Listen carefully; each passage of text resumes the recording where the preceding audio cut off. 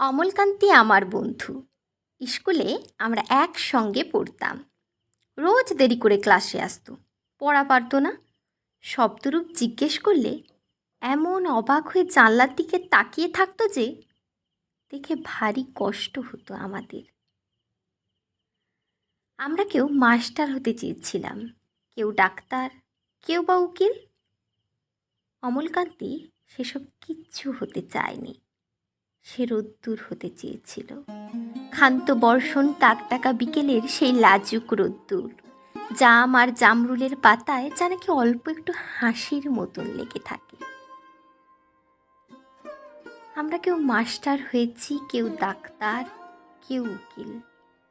অমলকান্তি রোদ্দুর হতে পারেনি।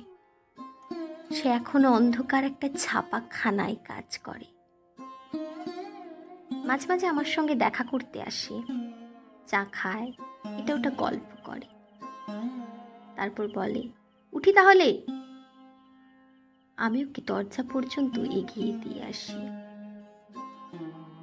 আমাদের মধ্যে যে এখন মাস্টারি করে, অনায়াসে সে ডাক্তার হতে পারত।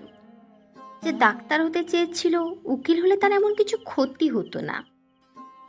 অথচ সকলেরই ইচ্ছে পূরণ হলো, এক অমলকান্তি ছাড়া। অমলকান্তি রোদ্দুর হতে পারেনি। সেই অমলকান্তি রোদ্দুরের কথা ভাবতে ভাবতে যে একদিন রোদ্দুর হয়ে যেতে চেয়েছিল।